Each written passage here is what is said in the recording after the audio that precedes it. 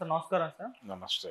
Sir Pawan Kalyan గారు తాను తీసుకున్న ప్రాయశ్చిత్త దీక్షను విరమించుకోవడానికి వాళ్ళ కాలినడకన తిరుపతెళ్లారు సార్, తిరుమల. అయితే అక్కడ తన చిన్న పాప క్రిస్టియన్ కాబట్టి డిక్లరేషన్ మీద సంతకం పెట్టాల్సొచ్చింది. ఆయన పెట్టేశారు. పెట్టి కూడా లోపలికి వెళ్లారు. ఇప్పుడు దీన్ని జగన్మోహన్ రెడ్డి గారు మొన్న ఆయన డిక్లరేషన్ మీద సంతకం పెట్టకుండా వెళ్ళని ఆ ఘటనని కంపేర్ చేస్తూ పవన్ కళ్యాణ్ గారి ఫ్యాన్స్ అయితే పోస్టులు పెట్టడం మనం చూస్తున్నాం.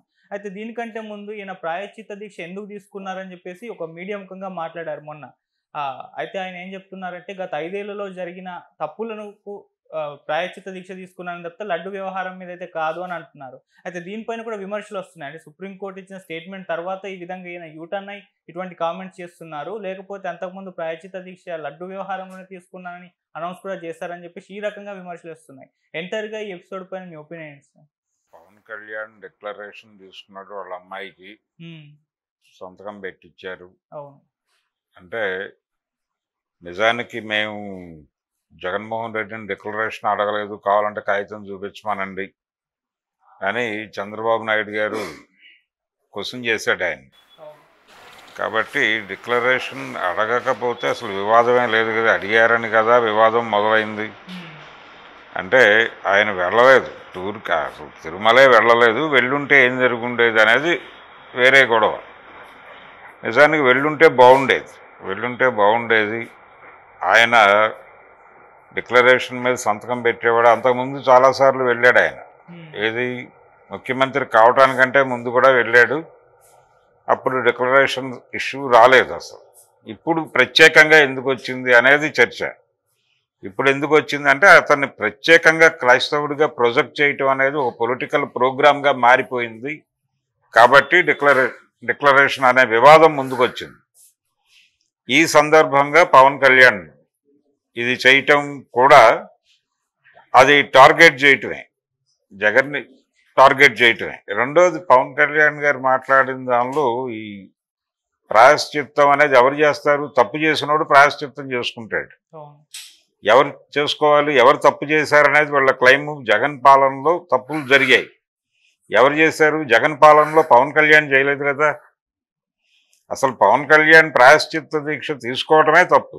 ఒకవేళ ప్రాయశ్చిత్తం చేయాలి అనుకుంటే ఎవరికి చేయాలి?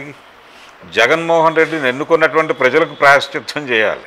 ఎంతమంది ఓటర్లు అయితే జగన్మోహన్ రెడ్డికి 2019లో అధికారం ఇచ్చారో వాళ్ళందరి చేత ప్రాయశ్చిత్తం చేయించండి మీరు, డోర్ టు డోర్ వెళ్ళి. అలాగే ఈ ఎవరైతే లడ్డూలు తిన్నారో, 5 ఏళ్ల పాలనలో ఎవరైతే ప్రసాదం తిన్నారో వాళ్ళందరూ డేటా దొరుకుతుంది, పెద్ద కష్టమేం కాదు. ఆ డేటా పట్టుకుని డోర్ టు డోర్ వెళ్ళి ప్రాయశ్చిత్తం చేయండి. గుండు సూదులు కాల్చి వాళ్ళ నాలుకల మీద వాతలు పెట్టండి, ప్రాయశ్చిత్తం అయిపోతుంది కదా.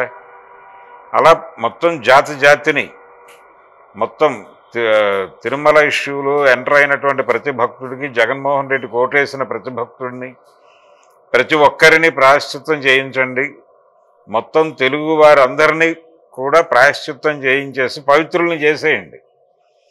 ఎలాగో ఆయనకు వారాహి రథం ఉంది, అది వేసుకుని వెళ్ళిపోయి ఆ పని చేయొచ్చు కదా పవన్ కళ్యాణ్. ఈ గొడవంతా ఎందుకు? ఆయన ఎందుకు ప్రాయశ్చిత్తం చేయాలి?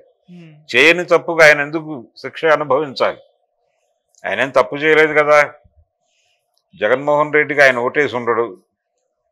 ఏది 2019లో జగన్ గెలుపు కోసం ఆయన సహకరించి ఉండడు. అప్పుడు కమ్యూనిస్ట్ పార్టీలతో ఉన్నాడు ఆయన. అప్పుడు హిందూ మత ఉగ్రవాదిగా లేడు ఆయన. కమ్యూనిస్ట్ పార్టీలతో కలిసి ప్రయాణం చేశాడు. ఆ ఎన్నికల్లో ఓటమి పాలయ్యాడు, అది వేరే గొడవ. ఇప్పుడు తర్వాత ఆయన 2024లో జరిగినటువంటి ఎన్నికల్లో మళ్ళీ ఇటు వచ్చి రైట్కి చేరాడు. Left to right, right to left ఆయన ఇష్టం వచ్చినట్టు తిరుగుతాడు. ఆయన ఒక దశలో చెగువేరా అంటాడు, ఇంకొక దశలో ఇంకొకటి అంటాడు. ఆయన ఇష్టం. అంటే ఆయనకు ఆ స్వతంత్రం ఉంది, ఆయన ఏదన్నా మాట్లాడవచ్చు, దాంతో ఎవరికి విభేదాలు లేవు. అంటే కమ్యూనిస్టులకి మత నమ్మకాలు ఉండటం తప్ప అనే ప్రశ్న సైద్ధాంతికంగా కూడా లేవనెత్తి దాడి చేయగల సమర్థులు వాళ్ళు. అందుచేత అంటే అయ్యప్ప మాలలో ఉన్నటువంటి కమ్యూనిస్ట్ పార్టీల జిల్లా కార్యదర్శులు నిర్వహించిన ప్రెస్ కాన్ఫరెన్స్లు కూడా చూసిన అనుభవం ఉంది మనకి. ఇన్ని సందర్భాల్లో అంటే పవన్ కళ్యాణ్ పొలిటికల్ మోటోతో మతాన్ని, రాజకీయాలకు మతాన్ని ముడివేసి ఆయన అభినయిస్తున్నటువంటి తీరు చూస్తే జాలేస్తుంది. ఆల్రెడీ ఈ ఈ ప్రయోగాలన్నీ వారి కూటమిలో ఉన్నటువంటి భారతీయ జనతా పార్టీ నాయకులు గతంలో అనేక సందర్భాల్లో వేసేసిన వేషాలు ఇవన్నీ. ఇప్పుడు ఆయన వేస్తున్నాడు. పవన్ కళ్యాణ్ ఆ రోల్ ప్లే చేస్తున్నాడు. మీరు ప్రాయశ్చిత్తం చేసుకోవటం ఎందుకు? మీరు ఉప ముఖ్యమంత్రిగా ఉన్నారు, మీరు పాలన మీద దృష్టి పెట్టండి. మీరు ఈ గొడవలన్నీ మీకెందుకు అన్నందుకే కదా ప్రకాష్ రాజు మీద పడి గగ్గోలు పెట్టాడు ఆయన. లడ్డు అనే మాట మాట్లాడితే క్షమాపణ చెప్పాలని దాడులు చేసిన చరిత్ర ఉంది కదా వాళ్ళకి. సో ఒక రకమైనటువంటి రైట్ సెక్టేరియన్ ధోరణిలో వెళ్తున్నాడు ఆయన పవన్ కళ్యాణ్. ఇది ప్రమాదం. ఈ ప్రమాదకరమైనటువంటి ధోరణి నుంచి పవన్ కళ్యాణ్ని వెనక్కి తీసుకురావాలని ఆ వెంకటేశ్వర స్వామిని మొక్కుకోవడం తప్ప చేయగలిగింది ఏమీ లేదు. ఆయన ఏమాత్రము పొంతన లేని వ్యవహారం. ఆయన డిక్లరేషన్ మీద సంతకం బహుశా వాళ్ళు అడుగుండరు, ఈయనే చెప్పి, అంటే బయట నుంచి ఒక క్వశ్చన్ రైజ్ అవుతుంది అనేది తనకు తెలుసు, రైజ్ అయింది కూడా నిజానికి. ఆయన ఇద్దరు కుమార్తెలు తిరుమల, ఆయనతో పాటు ఆయన్ని కుడికి నడిపించిన నావికుడు కూడా ఉన్నాడు అక్కడ, త్రివిక్రమ్ శ్రీనివాస్ కూడా ఉన్నాడు. వారి నేతృత్వంలో డిక్లరేషన్ మీద సంతకం పెట్టేద్దామని పెట్టేశారు. అది పెద్ద ఇష్యూ ఏం కాదు. వెళ్ళగానే వాళ్ళు కాగితం ఇస్తారు, సంతకం పెట్టి లోపలికి వెళ్ళిపోతారు, అయిపోతుంది. జగన్మోహన్ రెడ్డి ఎందుకు చేయలేదు అంటే దానికి సంబంధించి గతంలో ఎందుకు అలౌ చేశారు, ఇప్పుడు ఎందుకు అలౌ చేయట్లేదు, ఇప్పుడు ఎందుకు స్పెసిఫిక్గా ఈ విషయాన్ని పట్టుకొస్తున్నారు, ఈ విషయాన్ని స్పెసిఫిక్గా పట్టుకురావడం వెనకాల మీకున్నటువంటి పొలిటికల్ మోటో అతన్ని క్రైస్తవుడిగా ప్రూవ్ చేయటం అనేది నిర్ధారించడం అనేది ఒక ప్రోగ్రాంలో భాగంగా ఈ డిక్లరేషన్ అనే ఇష్యూని పట్టుకొచ్చారు. దాన్ని మీద నిరసనగా దాని మీద అంటే అలా వెళ్ళి డిక్లరేషన్ మీద సంతకం పెట్టేసి వెళ్ళటం ద్వారా అతనికి పొలిటికల్ ప్రాబ్లం ఉంది పవన్ కళ్యాణ్కి కాదు, జగన్మోహన్ రెడ్డికి. అందుకని ఆయన ఆగాడు.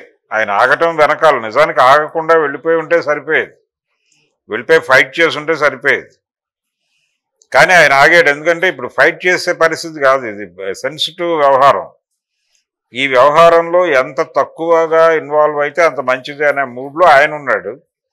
వీళ్ళు ఇంకా రెచ్చగొట్టే ప్రయత్నం చేస్తున్నారు. చంద్రబాబు కూడా కంట్రోల్ అయ్యాడు, చంద్రబాబు కూడా ఆగాడు. సుప్రీంకోర్టు వ్యవహారం తర్వాత అట్నుంచి మతపరమైనటువంటి ప్రవచనాలు ఆపేశాడు ఆయన. తనని తాను మోరు హిందువుగా, హిందూ మత ఉద్ధరకుడిగా, హిందూ మత పరిరక్షకుడిగా చంద్రబాబు తనని తాను ప్రొజెక్ట్ చేసుకునేటువంటి ఒక కార్యక్రమం నుంచి కొంచెం విరామం ఇచ్చాడు. ఏది మీరు వెంకటేశ్వర స్వామిని కూడా రాజకీయాల్లోకి లాగేసి ఆడేసుకుంటున్నారు అని సుప్రీంకోర్టు అన్న తర్వాత ఆగాడు. అలాగే సిట్టుకు సంబంధించిన గందరగోళం ఒకటి నడుస్తోంది. అది సిట్టింగ్ జడ్జితోనా లేకపోతే రిటైర్డ్ సుప్రీంకోర్టు జడ్జితోనా అది ఎంక్వైరీ చేయించాలి, దానికి సంబంధించిన నిర్ణయం కేంద్రం నుంచి జరగాలి అని చెప్పిన తర్వాత వీళ్ళు ఆగారు.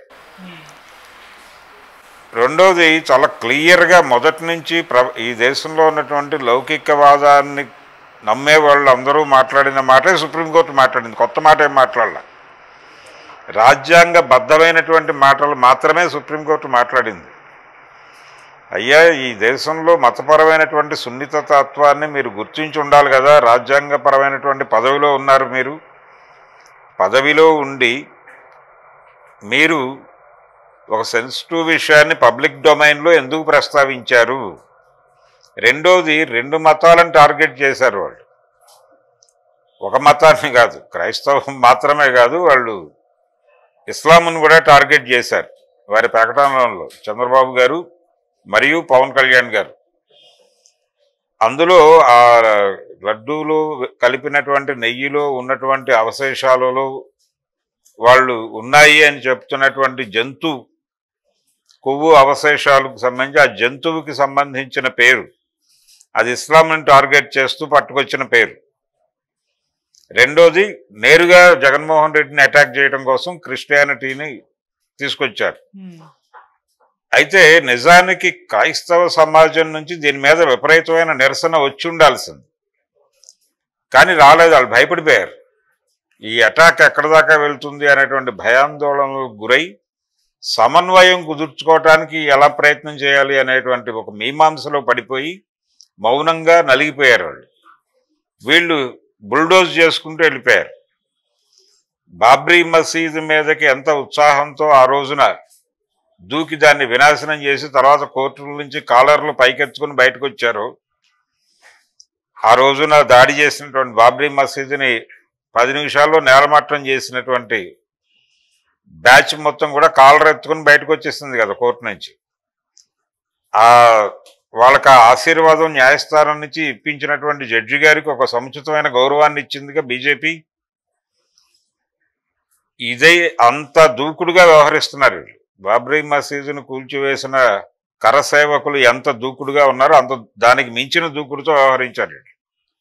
పవన్ కళ్యాణ్ మరియు చంద్రబాబు ఏం మాత్రమూ ఆలోచించలేదు వీళ్ళు. అసలు అది తెలిసిన మరుక్షణం వీళ్ళకి ఎక్కడ లేని ఉత్సాహం వచ్చేసింది, నరాల్లోకి వచ్చేసి ఆ ఉత్సాహంతో దీన్ని అడ్డం పెట్టి జగన్మోహన్ రెడ్డిని అంటే అసలు ప్రతిపక్షాన్ని తీసుకెళ్ళి సముద్రంలో కలిపేయచ్చు అనేటువంటి ఒక అద్భుతమైన ఆలోచన ఇద్దరి మెదళ్లలోనూ మెరిసి ఎంత చేయాలో అంత చేశారు. ఆయన ఇంత చేస్తున్నాడు, మనం ఇంకా ఎంత చేయాలో అని ఇంకా ఓవర్ చేశాడు పవన్ కళ్యాణ్. సో వీళ్ళిద్దరి మధ్య మతపరమైనటువంటి పైగా ఈయనకి వొకాబులరీ ఉంది, ఈయన నటించగలడు, అభినయించగలడు, ఆహార్యం, గెటప్. చంద్రబాబుకి ఆ టాలెంట్ లేదు. పవన్ కళ్యాణ్ దగ్గర ఆ టాలెంట్ ఉంది. ఆ టాలెంట్ మొత్తం ప్రదర్శించాడు ఆయన. ఆయన గెటప్, ఆ రోజు ఆయన వేసిన కాస్ట్యూమ్, సినిమా నటుడు ఆయన. రామారావు గారు చేసేవాడు ఇలాంటివి. రామారావు గారు సినిమా నట రాజకీయాలు ఉండటం వలన వారు కూడా ఏ విషయాన్ని ఏ గెటప్లో చెప్పాలో ఆ గెటప్లో చెప్పే ప్రయత్నం చేసేవాడు. దాదాపుగా పవన్ కళ్యాణ్లో ఆ లక్షణాలు కనిపించినాయి. నట రాజకీయ నాయకులు ఎంజీఆర్ చేసేవాడు కాదు, రామారావు గారు చేసేవాడు. పవన్ కళ్యాణ్ చేసి చూపించాడు, నేను కూడా సమర్థుడినే. కాబట్టి ఈ టోటల్ విషయంలో ఆయన ఏదో సుప్రీంకోర్టు జడ్జిమెంట్కి తగ్గి మాట్లాడాడు అనుకోనక్కర్లేదు. ఆయన పద్ధతిలో ఆయన మాట్లాడాడు. ఆయన ప్రోగ్రాం ఇంకా ఆపరేషన్ జగన్ అనేటువంటి ప్రోగ్రాంలో ఆయన చాలా సీరియస్గా తలమౌనకలై ఉన్నాడు. అందులో భాగంగానే వాళ్ళ అమ్మాయిని డిక్లరేషన్ ఇప్పించుట. రెండోది ఆయన ప్రాయశ్చిత్తం అనేది నేను ఎవరి గురించో కాదు, అంటే మొత్తం తెలుగు వారందరినీ మాత్రమే కాదు, వెంకటేశ్వర స్వామి భక్తులందరి తరఫున అందరి వైపుకి జరిగినటువంటి తప్పులు.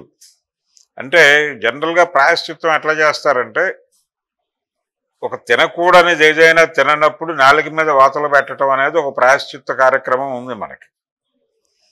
అలా ఈ భక్తులు ఆ జంతు మాంసము అవశేషాలు కలిగినటువంటి నెయ్యి తాగి వాళ్ళకు తెలియకుండానే పాపం చేసేసిన సందర్భంలో వాళ్ళ నాలికలన్నింటినీ కూడా సూదులతో కాల్చాలి. అందరినీ కాల్చడం పద్ధతి కాదు కాబట్టి తను ఒక్కడే కాల్చుకుంటే సరిపోతుంది అనుకుని ఉంటే అలా కాల్చుకున్నాడా లేదా అనేది ఒకటి ప్రపంచానికి చెప్పాలి. ఆయన లేదు, నిజానికి ఆయన ఎందుకు చేసుకోవాలి? అయినా ఏం చేసుకుంటే అందరికీ ట్రాన్స్ఫార్మ్ కాదు కదా అది. అందుకని ఈ 5 సంవత్సరాల్లో తిరుపతికి ఎవరెవరు వెళ్ళారో లిస్టు బయటకు తీసి వాళ్ళందరి నాలికలు ఇంటికి డోర్ టు డోర్, మీకు మెకానిజం ఉంది కదా, గవర్నమెంట్ మెకానిజం, వాలంటీర్ వ్యవస్థ ఉంది కదా, దాన్ని వాడి వెళ్ళి ప్రాయశ్చిత్తం చేసేయండి, అందరికీ సెటిల్ అయిపోతుంది విషయం.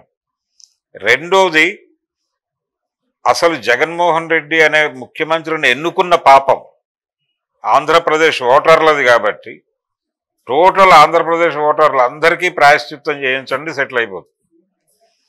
ఈ 2 పనులు చేపట్టేస్తే ప్రాయశ్చిత్తం అనే కార్యక్రమం, ప్రాయశ్చిత్తం అనే ఒక అద్భుతమైన సినిమా ఉంది గతంలో, శివాజీ గణేషన్ గారు నటించారు. అలాంటి ఒక ప్రాయశ్చిత్తం చేసేస్తే అందరికీ లెక్క సెటిల్ అయిపోతుంది. అది చేయటం బెటర్. ఈయన పాపం ఆయన ఎందుకు కాల్చుకోవాలి? ఆయన చాలా పెద్ద మనసుతో అందరి బాధ్యత తను తీసుకుని తను ఏం కాల్చుకున్నాడో ఎవరికి చెప్పలేదు, చాలా కాల్చుకుని ఉండొచ్చు కూడా.